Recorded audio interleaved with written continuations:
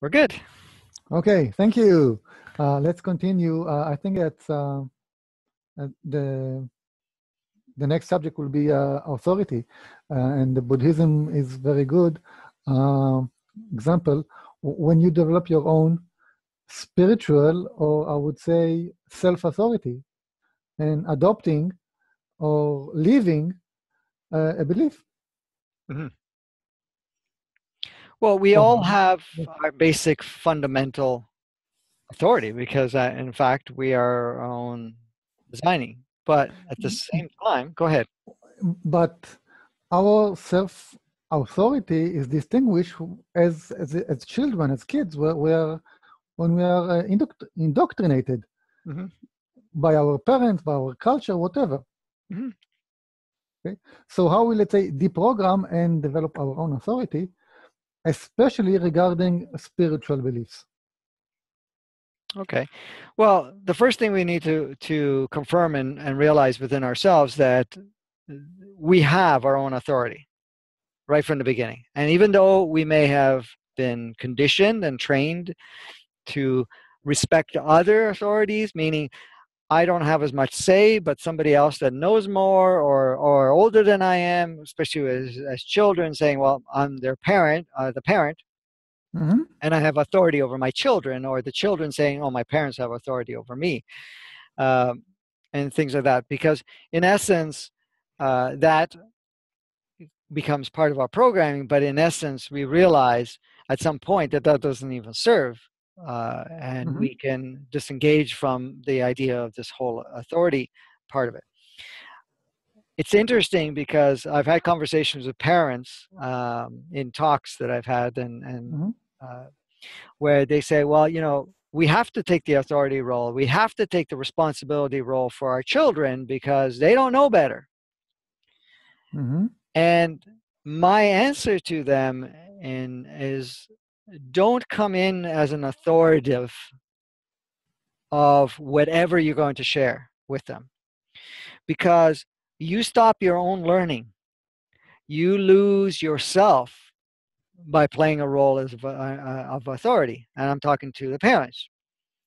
I said, you are not to have an authority role over your children. You are there to share on an equal level and may share your experiences with them, but not to tell them what to do, type of thing. Now, there are going to be occasions where you say, well, for your best interest, this is what you need to take on as path. The reason I say that is because if you're coming in as the authority in any way, as a parent, for example, you are now blocking yourself up to receive anything. You're basically, I'm the dictator, but I cannot learn from my children, or I cannot, have the Mm-hmm. reflective part. Mm-hmm. Because many times now, specifically in the last years, um, children come quite advanced. They have a lot to share, and they're also good tools to remind us of what we used to know or used to come in with that we have put aside, Mm-hmm. right? Mm-hmm. Because if you pay attention to it, you will realize that the children are expressing freedom, expressing creativity, all the stuff that you had originally and still want to, but have given yourself no permission to do so. So to come in as an authority, it limits you from that aspect of it. Now, for us, or when I say us, as the child coming in and saying, okay, I have no say because my parents are the authority here, or they know better, it also stops us from being creative and choosing to really realize that, this is co-created. It becomes polarized. It's like dictator and the slave, or the one that takes on the information, and Mm-hmm. basically, because that also limits the amount of exposure. Because now, if your parents are teaching you, then they're going to come from their experience, and they're most cases have lots of programs themselves, have a lot of Mm-hmm. conditioning that they have of what is acceptable, what's not acceptable, what is this and what's that, and so forth. So what they're doing is making another protege of the same aspect of themselves. Now, of course, that's getting more difficult. Fear and shame. Yes. That's how I was brought up. Fear and Yes. shame. Fear and shame. Exactly. And that is baggage that was carried on and Mm-hmm. carried on and carried on from different lineages that are coming through your life and your family dynamic. So bringing those in, and you teach that again, what world are you gonna create? What reality are you gonna create in this child? The child is going to replicate your life. However, if you're not coming in with that and you're basically saying, well, this is what I've experienced, I've been fear and shame. But if you actually spend some time with yourself and say, okay, how do I relate with fear and shame? I mean, how does it feel for me? Oh, that doesn't feel good and heavy. So if Mm-hmm. that doesn't feel good and heavy, do I have the freedom to change that? Do I need to hang on to this idea of fear and shame? And then, even if you say, well, it's really hard because I've been conditioned so deeply, you ask the question, do I want to teach that to my children? Do I want to repeat that? Or do I want to just look at the children and see that they carry no fear? They carry no shame. They carry, you know, Mm-hmm. they're basically free. And Mm-hmm. remind you that you have also that capacity of the freedom, because if you get rid of those programs, you'll have the same freedom. I think some of the teachers out there, and what I call old spiritual writings and so forth, Mm-hmm. if you want to, I think this is one in the Catholic, I may be wrong, but if you want to access the kingdom, how does it go? The blessed. Something like that. It's if you want the kingdom of heaven or something like that, Mm-hmm. you need to be children, right? You got to become children. You got to become children. What that meant realistically is that if you want to experience a freedom life, heavenly life, which represents freedom, really, Mm-hmm. not really the Mm-hmm. construct of that. Mm-hmm. If you want to experience, you got to be children, because as children, you are free. You are creative. You are not carrying burdens, especially when you before you start getting all Mm-hmm. loaded with that. The burdens of worry, fears, concern, in your case, shame on top of that, on top of the fear, Mm-hmm. and which is prevalent for many people. I've always Mm-hmm. brought up that way too. So in essence, it doesn't carry any of that. Then there's spontaneity, then there's freedom, there's all of that that comes in. And what changed in all of that? Basically because we went back to our natural state as children when we came in, free, experiment, taste, touch, this, that, let's see what it is, right? And that's so when they say you access the kingdom of heaven or whatever it is because you're creating a reality that replicates that idea of what kingdom of heaven would be, which is freedom.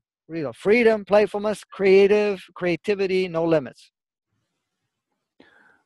But we explore limits with limitations, right? I'm sorry, we We explore the limits mhm. with, we explore the freedom with limitations, Right. right? So as children and also as adults, we look for the bound. It's what's called pushing the envelopes, Mm. right? Yes. Um, so pushing the envelope is actually testing the the authority. Correct. The illusionary authority, Yeah. because that's what it is. Yes. And it also pushes our limits in when that limits is program limits, is not our true limits, because we are limitless when we enter. The limits Mm-hmm. are either brought in the programs or programs that we take on. So by pushing the envelope, or like you said, the limits and all of that stuff, we're basically it's actually another tool, because when you do that, you will see certain programs activate within yourself. Mm-hmm. Now, that could be your own pushing of limits, but it could be also your children or somebody else pushing the limits.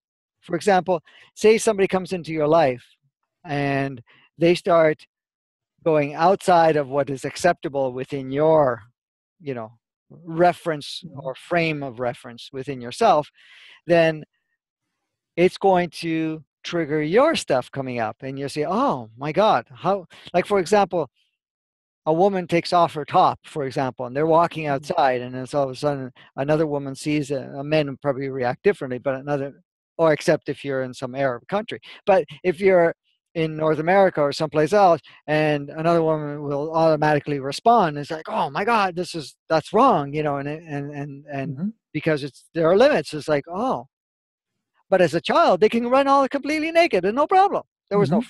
no shame. There was no idea that this is appropriate or not appropriate because they felt natural. Oh, I want to run naked, whatever it is, as a child, right? Mm-hmm. And they have no issues with that. But now, growing up, all of a sudden you made your world small. But now you see somebody undressing, or they're going topless, for example. Then all of a sudden it's like, oh, it triggers them, and then it makes them look at, whoa, what's that? Why am I so wrong with that? Then they could see the programs that come up with them, or what they've adopted as their own limits within themselves. This is Yeah. acceptable. That's not acceptable. The trick is self-awareness. That's what triggers me. Mm-hmm. Right? Correct. That's what you said. Yes. But beyond that, there's the authority. Yes. Okay. Am I even allowed to question this question? Okay. For instance, if you are, let's say, in a military construct, okay, Mm-hmm. first you obey, then you question. Right. Okay? Otherwise, there are implications. Mm-hmm. Usually, they are not pleasant. Mm-hmm.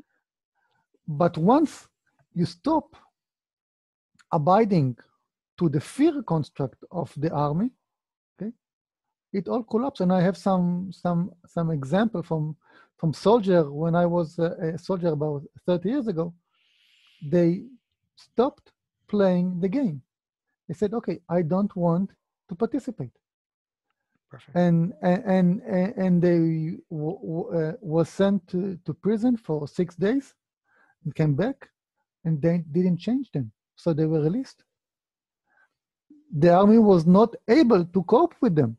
They were not participating, Correct. and they were not in the fear of going to the prison anymore. Right. Right? But that requires, one, it's courage, great courage, willing to pay the price. And sometimes in other, let's say, very oppressive places, it's the ultimate price. Second is being aware. Okay? And we are, I think, as we spiritually grow or evolve, okay, there are many spiritual tricks and I would say deception going on about authority. Mm-hmm. And I want to um, I'd say to use or facilitate this talk, the conversation, to expose some of the tricks and deception in spiritual authority. Okay. Well, the fundamental part of it is there's no such thing as authority except agreed upon acceptance that someone or some entity or some group has the ultimate say on how to play the game or how to act, respond, and what's acceptable and not acceptable. That is, like you said, with the army based, it's that. So it does reflect not only on the human perspective, but it also reflects on the spiritual part, Mm-hmm. because there is no hierarchy, there is no authority in the spiritual realm. There is ones that take on the idea of it and will reflect it out to anyone connecting, saying, I'm more advanced, I'm not more advanced, this is what's right, this is what's wrong, this is that. Even spiritual rules and so forth. There are no rules. As source, everything is an open platform to experience, create, and unexperience and uncreate. I mean, it just is. Like, you can do whatever you want to do. Now, because there has been some uh, direction that has been uh, applied in to say, well, we want to advance, but because we get so easily pulled one way or another, and we want to get back on Mm-hmm. track, then they're creating there's been created uh, beings, or what we Mm-hmm. call entities, or whatever it is, that work alongside to make sure that we stay on a certain path so that we can fast track or move quicker through certain sequence of experience and not to repeat Mm-hmm. things over and over again. Are they authority? No. They are guides. Guides do not have authority. Guides are holding space to be able to help you stay navigated on track, because at times when we are taking on form, we are also taking on programs, we are also taking on conditioning that comes with the physicality that can easily distract us and create a repetitive pattern, right? You can get into a spiral. So in essence, they would come in not as authority but as, okay, we're just going to help you see what you're missing and how assist you in to get back on track, because this is what you've agreed to do, so and so forth. It doesn't come with authority. It does not come and say, this is what you need to do. This is what will benefit you at this point. More of, yeah, let me help you get back into um, on the path that you decided to do so. So, however, there are entities that have taken on, that are still playing in the lower vibration, that have taken on the role and saying that we are, of course, authority. And we have the say in what happens and doesn't happen. That's not the way it works. Mm-hmm. But they will take that role on. And so if you're coming in as not so much a victim, but as disempowered, this is where it catches a lot of people in spirituality, because when they're going into channel, when they're going in to get guidance, in most cases they're going in as, I don't know better, I can't use my own self-discernment, and I cannot, or they have the belief that I cannot navigate properly, and I need somebody to tell me how to do this.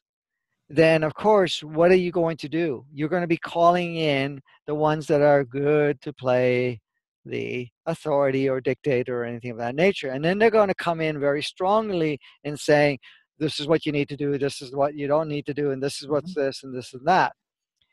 If they're coming in as suggestions, as observations, as a deeper understanding of some sort or something of that nature, Mm-hmm. then in most cases you're basically bringing in the guide that is actually assisting you to and again, you have to feel empowered in whatever decision or empowered in Mm-hmm. whatever communication, because what seems as authority, if it disempowers you, if it makes you feel uncomfortable or bad or whatever it is, or feeling small or feeling that you've screwed up or anything of that nature, Mm-hmm. then it's not coming from your higher essence of what you call guidance. A guidance will suggest, will show, will, because especially too, people, and I've caught myself in that too, where we want the answer from outside. Okay. And when we say outside, you're tapping into and say, okay, guides, what should I do? Or something of that nature, or angelic realm, or, you know, Divinity. I'm sorry, Divinity. or divinity, or anything of that nature. Well,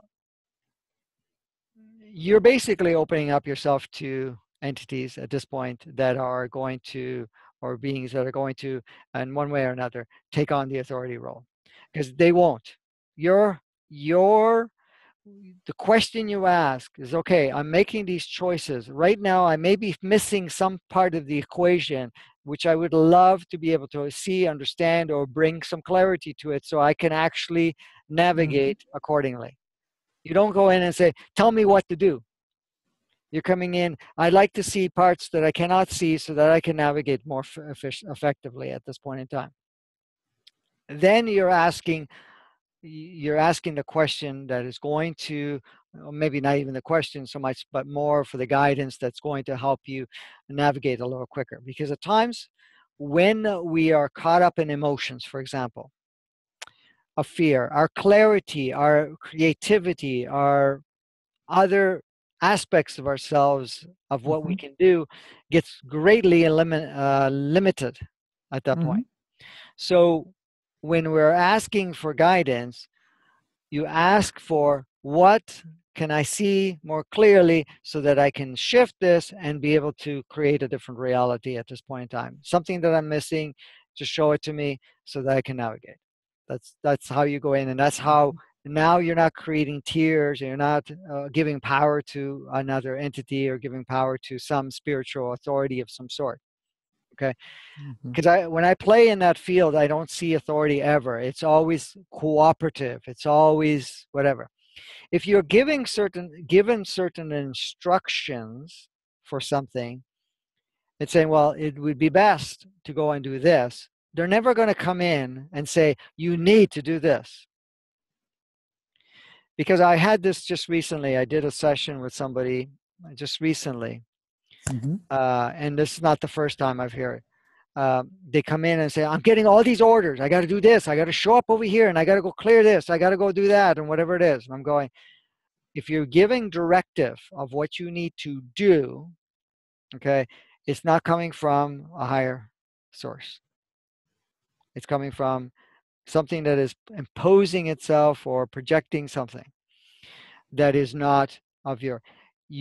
If it's saying your presence are required here, it's up to you if you go, but your presence would be best serving here, and it will clarify your presence, your energy, whatever it is going to facilitate. Then you are getting information that would be more conducive to which Mm-hmm. direction to go. But it's still ultimately up to you if you show up there or not. Okay. So it's Mm-hmm. always a suggestion rather than a command or rather than a directive. You need to do this. Okay. Let's mention um, the mediums that facilitate dead people. Hmm. Okay, Okay. and I'm not endorsing this, but this is a situation. This is I would say what's called existing situation in reality. Hmm. And how can we differentiate um, the authenticity, or let's say the beneficial? When I saw shows on the YouTube, such sort of medium, I felt like the the people were very emotional and very vulnerable Hmm. to suggestions Correct. at that stages, right? Yes. Yes. On the other hand, some suggestions were not and were not spiritual at all. They were, I would say, emotional or psychological, but they're not spiritual. Correct. So can we and some people attribute those, let's say, supernatural or ghost communication as spiritual. Is Hmm. it spiritual at all? And shall we seek any spiritual guidance or advice in there? Well, you Because def. this is really a big pitfall for people who think that they're spiritual. Mhm. Yeah. Well, you got some pretty intense questions here. Um, Regarding the mediums, there's different levels you can access. If you're working with someone at this point in time, a medium depending how on their vibration, their consciousness, and whatever, they can communicate. Some have gifts that can communicate to a soul that has departed, a soul that's even present. Like for myself, I communicate with people's souls and entities and their minds and so forth when they're alive and when they're not there anymore in physical form. But you have to learn how to distinguish what you're connecting with. Now, a lot of the mediums are talking to the entity. So say that George died, someone's Mm-hmm. husband, and so when they're calling in so-called the dead, they're calling in their entity. There are rare occasions where the ones that are working it will bring in a soul. And if they do bring the soul, it is not emotionally charged. It's very peaceful. It will share a high level of consciousness on with a different perspective. It's not going to be polarized by any means.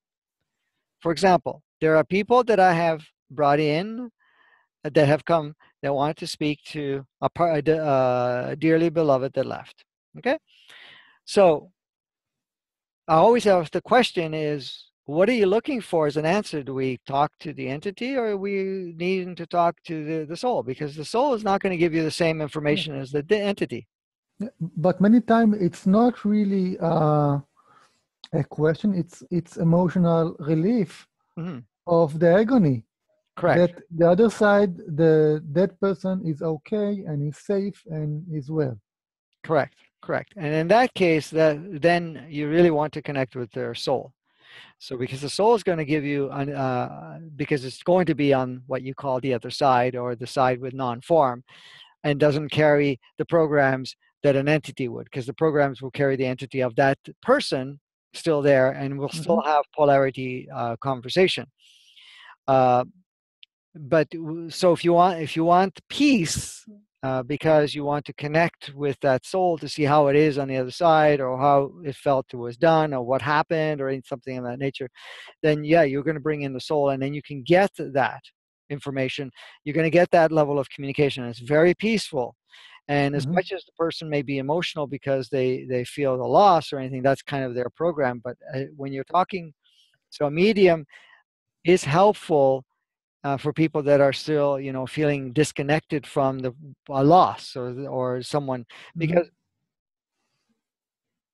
we all have the opportunity to talk to a loved one that's passed, but we've been conditioned that we can't. So in that case, we need a third party. We need somebody else to come in and be the medium, the connection in between. The authority. Yes. The perceptional authority. Yes. So, what was I going to say? Yes. So in essence, at this point, uh, the person that's inquiring about this, will receive what they need to receive based on, are we coming it from the entity or coming from the soul. So at that point in time, the medium, if they're very neutral and so forth, because some of the mediums really can't access souls, they access only the entity. Some mediums don't access much of anything when it comes to the person, but it will access a different entity, or sometimes they make it up too. I'm not saying that's the case. Mm. Some cases that happens, right? And it's really them speaking based on their stuff, their programming or whatever it is, or what the other person wants to hear or something of that nature. They'll make stuff up, sort of thing. There's a percentage of that too. The thing is, someone going in, yeah. Yes. About that, I also understand that some mediums they they think that are connected to the entity or whatsoever. What they actually do, they are connect telepathically to the client. Hmm. Correct. Yes. Yes. They are not aware of that, but that's what they receive. Correct. Correct. Absolutely. Uh, so how can we or the clients or whoever is welcome to view and and see this picture, discern. Yeah, that can be difficult, especially if somebody's going in a mourning state where they're longing to hear something, or are totally upset or emotionally charged, or feel themselves as inadequate, or like a victim or something. Because if you're going in, I can't tune into myself, and like it's like your guide. Okay, if Mm-hmm. you want to tap into your guide, you're going to go in and say, okay, just give me a perspective of what I'm missing here so that I can go there. Instead of going in, give me the answers type of thing. Because then if you're coming in with asking for the answer, you're very in a disempowered state. And it's the same way going to a medium. If you're going in a very disempowered state, then it's very different what you're going to Mm-hmm. get, because in essence now you're putting that medium into authority, and also the soul that left, or the entity that left, as authority over you. So Mm-hmm. the discernment comes in, is going in and also saying, okay, I'd like to see and understand something that I'm not seeing or understanding at this point in time. So I'd like to contact with my husband that passed away, or wife, or whatever, or Mm-hmm. friend, or parent, or whoever, right? And I'd like to tap into their soul because I really want to understand. And then you're now giving direction, and you're focusing on that to want to connect at that level. And the medium now becomes the medium the way they're supposed to be, rather than the medium, being the person to go with possibly their own intention of whatever that may be at that point in time. And then when the communication is coming, you'll notice what I would say the discernment comes in, is that if you're connecting to the soul and that's what you intend to, it's not polarized. And it's very, very calm. It shares very much. It will share what's like on the other side. It's not going to say, well, it's Mm-hmm. horrible, it's this or it's that, or, there's fear based, because that's not coming from, that's more of an entity thing, or an entity that comes in. Because that's the other part too, is that say you want to get to George, the entity of George, Mm-hmm. or the soul of George, and the medium doesn't make the proper connection, or does a clear connection, if they go in as like, my mandate is to get them whatever information they want, yes, you can connect with them, with the client, but you can also connect with other entities. They'll come in as so-called imposters, if you want to call it that. They will Mm-hmm. say, oh, okay, this is what they want to hear, and I'm going to give them that information. And but then the medium is not discerning either, and no, neither the client. So that becomes Mm-hmm. kind of a whole different uh, ball of wax. So if you're going to go see a medium, is to go in with really what you want to get clarification on, and specifically request, and focus on, like the client, focus on the energy of the person that departed, and go beyond the physical part, not remembering, oh, they used to do this for me and they used to do that, because that will direct you. Let's put it this way: as the client, if you're going in and wanting with the memories of how they played the role physically in your life, missing them because of they used to act a certain way, be a certain way, they may be curious, whatever Mm-hmm. it may be, then when the medium is connecting, unless the medium is really good, we'll connect with the entity, because because the client is really the one that determines, uh, Mm-hmm. what you're going to connect with. But if the client is coming in and tuning into their essence of their departed, and wanting to communicate with the essence of the departing of the soul of the departing, then it's a little easier for the medium to be able to connect, and then they will get information, or a level of Mm-hmm. communication which is very unpolarized and very peaceful in most cases. So, so your point of view is looking at how polarized the information is. Yes, polarized, and how it makes you feel when you're connecting with that. Does it?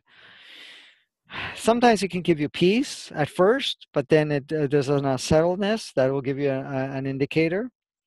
But the thing is, when you're connecting, you'll notice, If it's not polarized, you're going to a soul level. But even at the same time, it's the questions you ask and how what you're focusing on at the time about the departed that's going to be instrumental for you to get what really uh, you want to. Again, like for example, with me, when my mother showed up after she passed away, I had no desire to talk to her entity because, as far as I was concerned, her entity it didn't matter at this point. Not that it didn't matter because I already experienced that entity played out in the human form. So there was like, Mm-hmm. no, I don't want to have all those programs, memories, fears, all that stuff come into the equation. It was more, yeah, I'd like to talk to the higher aspect of my mother. Okay. Because that's what I wanted to connect with because I wanted to see the wiser, if you want to call it that, the Mm-hmm. wiser version of my mother, not the role that she was playing. Because when I looked at my mother as a physical form, Mm-hmm. I knew there was a wisdom in her, but that was not coming out. That was not coming out forth. She was fear-ridden, fear-ridden.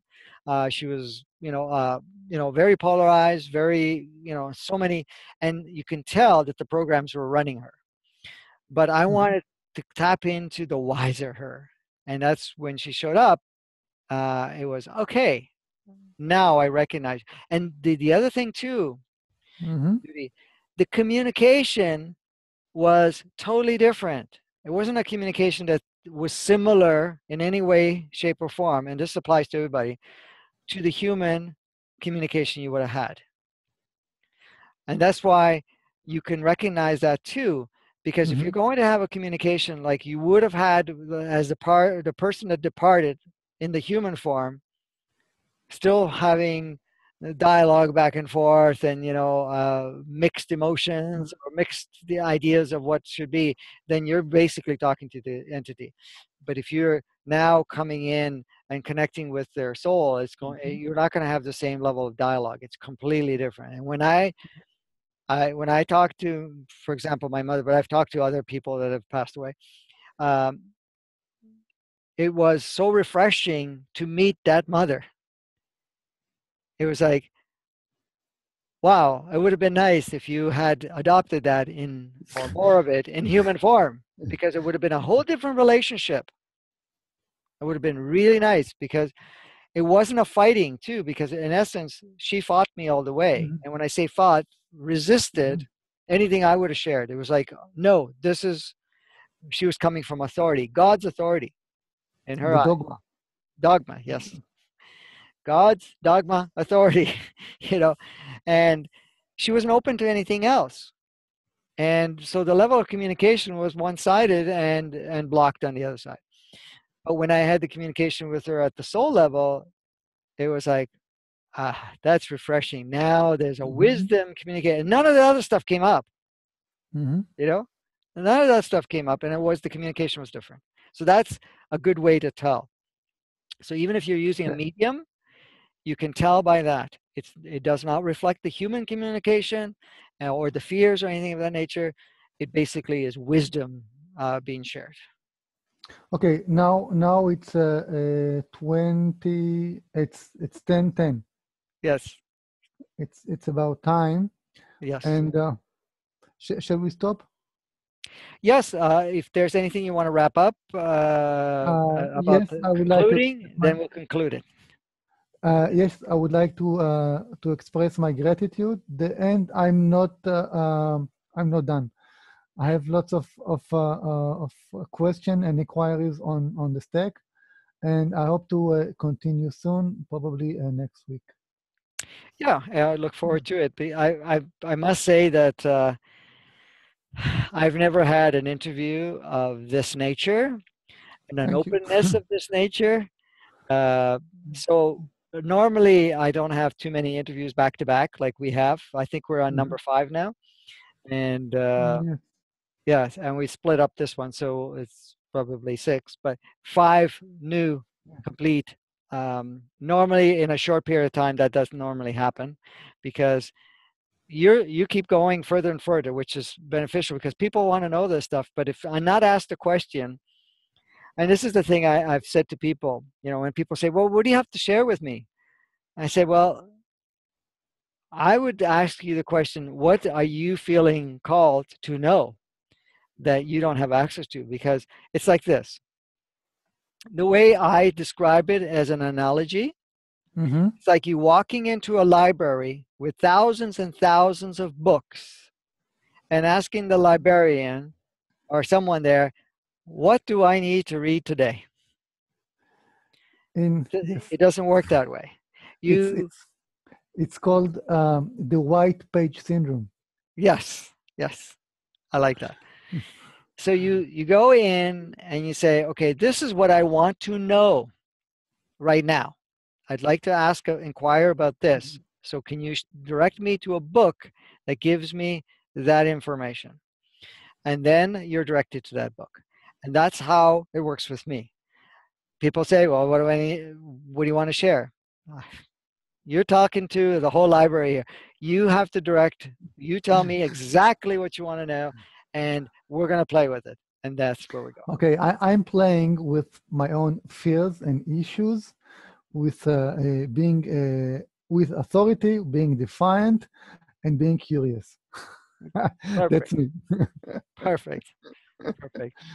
Until next and, time, and and playful and playful. which is, well, you need that. Absolutely. You need the Playful. playfulness. If we get caught up in Okay. seriousness, and I say to people all the time, uh, I said, don't take spirituality or whatever you want to label it as serious because it is just playful and fun also. If you It's a virtual game. It's a yes, virtual game. yes, exactly. Exactly. Till next time. Keep Okay, well. thank you.